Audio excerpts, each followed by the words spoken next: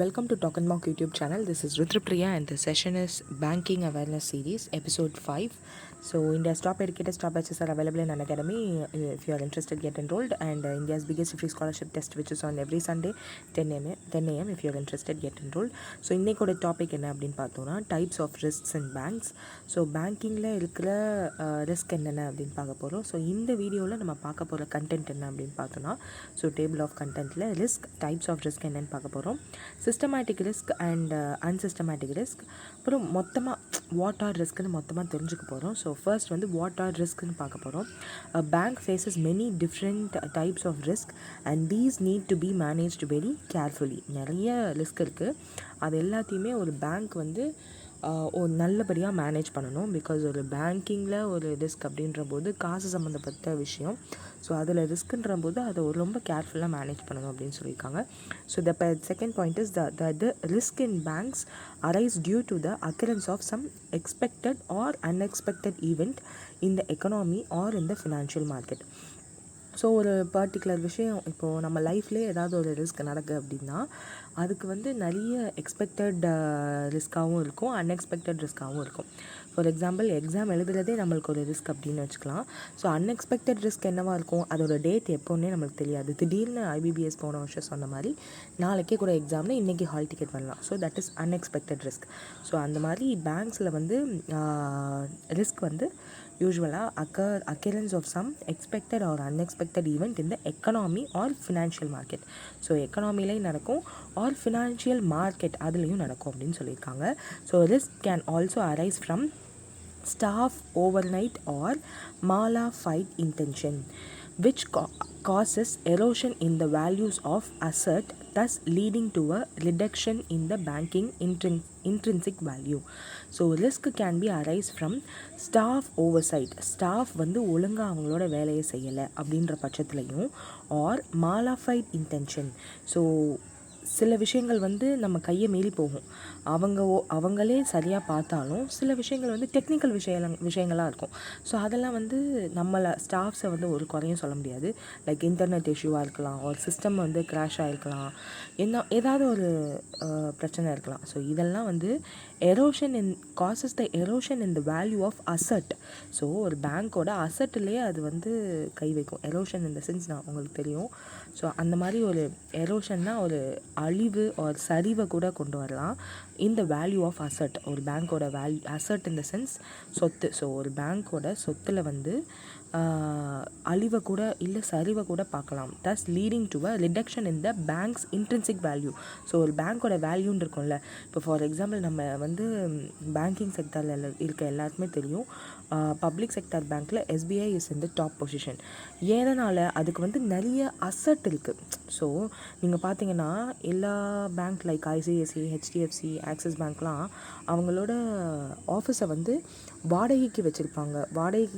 வாடகை கொடுத்து ஒரு பிரான்ச் ஆஃபீஸ் வந்து நடத்திட்டு இருப்பாங்க. ஆர் சம்டைம்ஸ் ரொம்ப ரேராக அவங்களோட ஆஃபீஸஸாக இருக்கும். பட் எஸ்பிஐ ஆஃபீஸஸ் எல்லாருமே பார்த்திங்கன்னா சொந்த ஆஃபீஸஸாக இருக்கும். ஏன்னா அந்தளவுக்கு அவங்களுக்கு அசட் ஜாஸ்தி.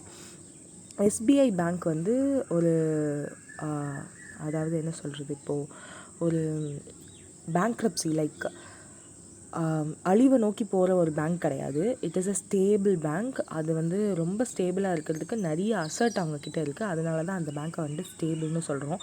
ஸோ இந்த மாதிரி ஏன் நான் ஒரு எஸ்பிஐ வந்து ஒரு நல்ல பேங்க், ஒரு நல்ல ஸ்டெடியான பேங்க் அப்படின்னு சொல்கிறோன்னா, அதனுடைய பேக்ரவுண்ட் அப்படி இருக்குது. ஸோ சின்ன சின்ன விஷயங்கள் லைக் ஸ்டாஃப்ஸ் வந்து ஏதாவது தப்பு பண்ணிட்டாலோ இல்லை ஒரு இன்டர்நெட் இஷ்யூவால் ஏதாவது தப்பு ஆயிடுச்சுனாலோ அவங்களோட ஃபினான்ஷியல் ஒரு பேங்க்கோட இனிஷியல் வேல்யூவே இன்ட்ரின்சிக் வேல்யூவே வந்து கம்மியாகிறதுக்கான சான்ஸ் இருக்குது. அப்படின்ற போது ரிஸ்க் இந்த bank is very sensitive part. So risk can also arise from staff oversight. Staff வந்து சரியாக அவங்க வேலையை பார்க்காததுனால, R mala-fide intention which causes erosion in the values of assets, thus leading to the reduction in the bank's intrinsic value.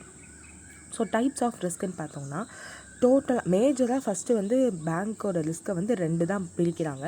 அதுக்கப்புறம் அதுக்குள்ளே வந்து sub டிவிஷன்ஸ்லாம் இருக்குது. So அந்த main 2 இது என்ன அப்படின்னு பார்த்தோம்னா systematic risk and unsystematic risks. So first systematic ரிஸ்க்னால் என்னன்னு பார்த்துடலாம். It is the risk inherent to the entire market or market segment and it can affect a large number of asset. So systematic risk வந்து inherent like பாரம்பரியமாக ஒரு அடுத்தடுத்து ஒரு systematic risk ஏதாவது ஒன்று நடந்துச்சு அப்படின்னா அடுத்தடுத்து நிறைய விஷயங்களை அதை பாதிக்கும். அது என்னென்ன பாதிக்கும் அப்படின்னா என்டையர் மார்க்கெட்டை பாதிக்கும் ஆர் மார்க்கெட் செக்மெண்ட்டை பாதிக்கும் and it can affect a large number of asset. So ஒரு பேங்க்கோட அசட்டை வந்து நிறைய பாதிக்கிறதுக்கு சான்ஸ் இருக்குது. ஸோ எஸ்பிஐ வந்து lending loans and lending money and loan கொடுக்கறது மூலியமாகவோ இல்லை மற்ற மார்ட்டேஜ் லோன் வாங்குறதுனாலையோ இல்லை டெபாசிட்ஸ் வாங்குறதுனாலையோ மட்டும் அவங்களோட சம்பாத்தியம் வந்து இல்லை. அவங்களோட ஷேர்ஸை வந்து கண்டிப்பாக மெயின்டைன் பண்ணுவாங்க. ஸோ இந்த வயசில் வந்து நீங்கள் அந்த மாதிரி ஷேர்ஸ் பற்றி இன்வெஸ்டிங் பற்றி ட்ரேடிங் பற்றிலாம் தெரிஞ்சுக்கிறதுக்கு ஒரு நல்ல சான்ஸ். ஸோ அதையும் தெரிஞ்சுக்கோங்க. ஸோ அது தெரிஞ்சுக்கிட்டிங்கன்னா இங்கே இருக்க நிறைய விஷயங்கள் பேங்கிங் டேர்ம்ஸ் வந்து உங்களுக்கு புரிஞ்சுக்கிறதுக்கு ஈஸியாக இருக்கும். ஸோ அந்த மாதிரி ஒரு பேங்க் வந்து financial side like market side ட்ரேடிங்லேயும் அவங்க வந்து வைக்கலாம். ஸோ ஷேர் மார்க்கெட்லேயும் அவங்க இருக்கலாம். ஸோ அதையும் பாதிக்கும். இப்போ ஒரு பேங்க்கோட ஷேர் பாதிச்சிச்சு அப்படின்னா கண்டிப்பாக அந்த ஷேரோட ஒரு எஸ்பிஐக்கே ஏதாவது ஆயிடுச்சு அப்படின்னா அவங்களோட ஷேர் கம்மியாகுது அப்படின்னா அப்போ ஷேர் ஹோல்டர்ஸ் எல்லோரும் என்ன பண்ணுவாங்க, டக்குன்னு விற்றுட்டு போயிட தான் பார்ப்பாங்க. ஸோ அப்படி விற்றாங்கன்னா மொத்தம் இப்போ பாம்பே ஸ்டாக் எக்ஸ்சேஞ்சில் தான் எஸ்பிஐ இருக்குதுன்னு வச்சுக்கோம். ஸோ அந்த பாம்பே ஸ்டாக் எக்ஸ்சேஞ்சில் ஒரு நோட்டபிள் சேஞ்ச் நடக்கும். ஒரு பேங்க்கோடது மட்டும் டக்குன்னு குறையுதுன்னா மொத்த மார்க்கெட்டையும் அதை அஃபெக்ட் பண்ணும். ஸோ அந்த மாதிரி ஒரு சிஸ்டமேட்டிக் ரிஸ்க் வந்து டோட்டலாக என்டையர் மார்க்கெட்டையும் பாதிக்கும் ஆர் மார்க்கெட் செக்மெண்ட்டையும் பாதிக்கும். So market segment in the sense இப்போது பாம்பே ஸ்டாக் எக்ஸ்சேஞ்சில் எஸ்பிஐ வச்சுருக்காங்க அப்படின்னா பாம்பே ஸ்டாக் எக்ஸ்சேஞ்சையே பாதிக்கும். ஸோ மார்க்கெட் செக்மெண்ட்டையே பாதிக்கும் and it can affect a large number of assets. So அசட்ஸையும் பாதிக்கும் அப்படின்னு சொல்லியிருக்காங்க.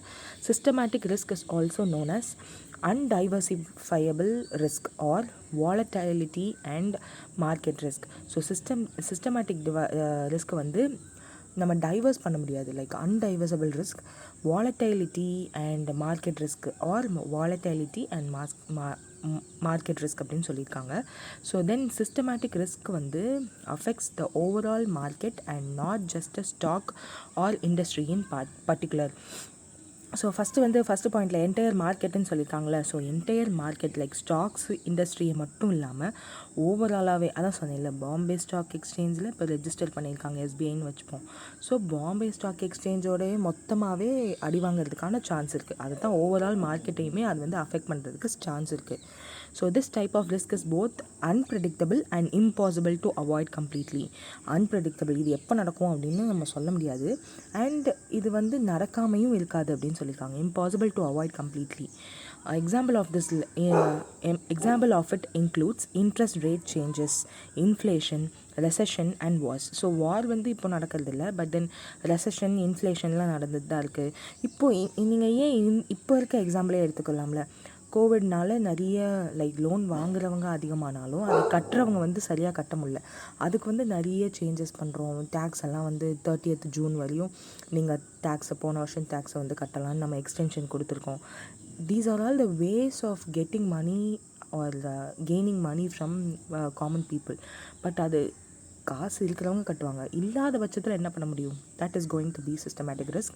ஸோ சிஸ்டமேட்டிக் ரிஸ்க்கை பற்றி நம்ம பார்த்துருக்கோம். Like entire market or market segment and it can affect a large number of assets. And systematical ரிஸ்க்கை வந்து எப்படியும் சொல்லலாம் அப்படின்னா undiversifiable risk or volatility and market risk அப்படின்னு சொல்லலாம். இது வந்து ஜஸ்ட்டு ஸ்டாக் மார்க்கெட்ஸ் மட்டும் இல்லாமல் ஓவரால் மார்க்கெட்டையுமே அஃபெக்ட் பண்ணும். அண்ட் திஸ் டைப் ஆஃப் ரிஸ்க்கை வந்து unpredictable and impossible to avoid.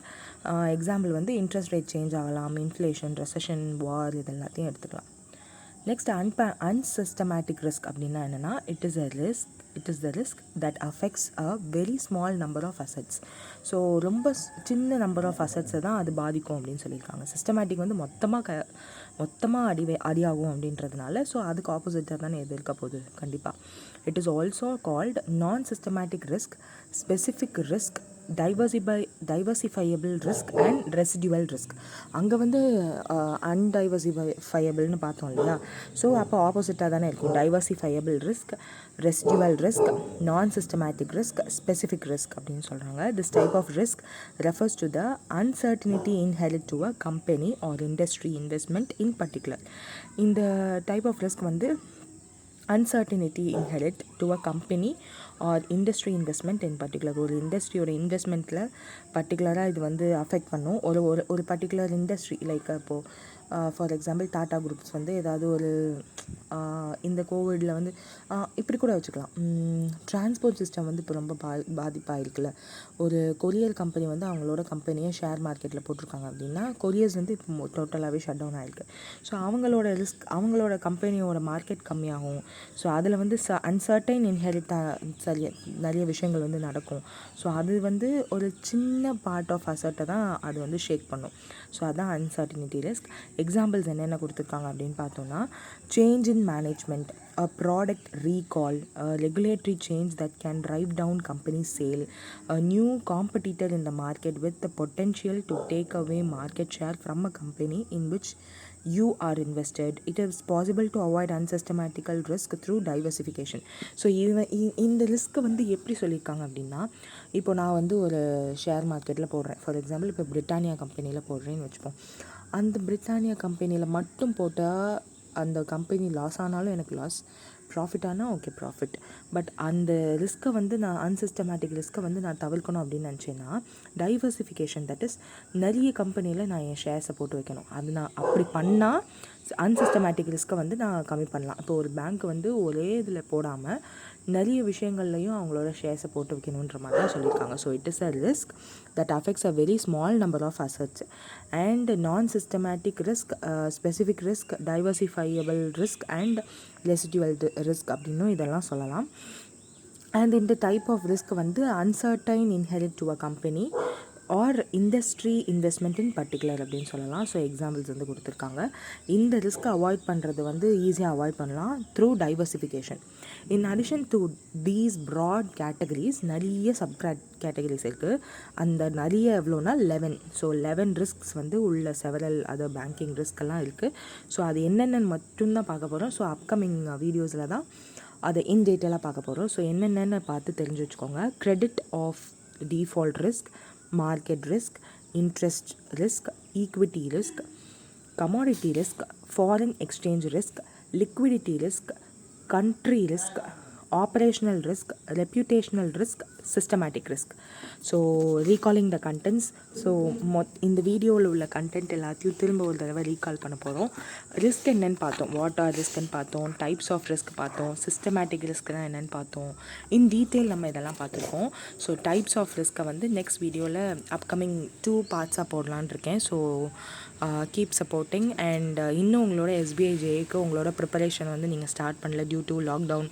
நிறைய பேர் கண்டிப்பாக டிப்ரெஸ் ஆகிருப்பீங்க. லைக் ஃபுல் லாக்டவுன் போட்டாங்க. அடுத்த மாதம் நான் உயிரோடு இருப்பேனானே தெரில. ஏன்னா எனக்கு பக்கத்தில் இருக்கவங்க எல்லாருக்கும் கொரோனா அப்படின்னும் போது நான் ஏன் என் டைமை இப்போ இதில் இன்வெஸ்ட் பண்ணணும், இருக்க வரையும் ஜாலியாக இருந்துட்டு போகலாமே அப்படின்லாம் நீங்கள் நினைக்கலாம்.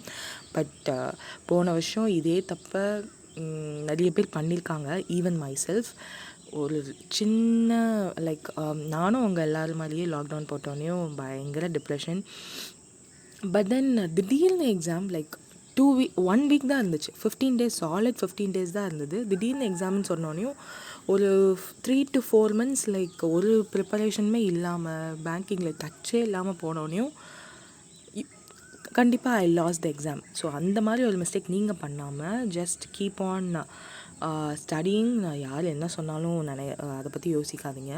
To the maximum 3 days once ஒரு ப்ரிலிம்ஸ் மார்க் டெஸ்ட் ஆர் அப்படி கூட ஃபுல் மார்க்குக்கு 1 hour உட்கார முடியல அப்படின்னு நினச்சிங்கன்னா சும்மா 2 days ஒன்ஸ் அடால உள்ள அந்த குவிசஸ் லைக் டெய்லியும் போட்டுட்டு தான் இருக்காங்க. ஸோ அந்த மாதிரி குவிசஸை சால்வ் பண்ணுங்கள். தெரியாத விஷயங்களில் குரூப்பில் ஷேர் பண்ணி மற்றவங்க கிட்ட கேளுங்க. ஸோ நீங்கள் ஷேர் பண்ணும்போது அவங்க என்ன நினைப்பாங்கடா, சே ஒருத்தன் படிச்சுட்ருக்காண்டா அப்படின்னு நினச்சி மற்றவங்களும் படிக்கிறதுக்கு ஸ்டார்ட் பண்ணுவாங்க. So you be the motivation and you be the motivation for yourself two.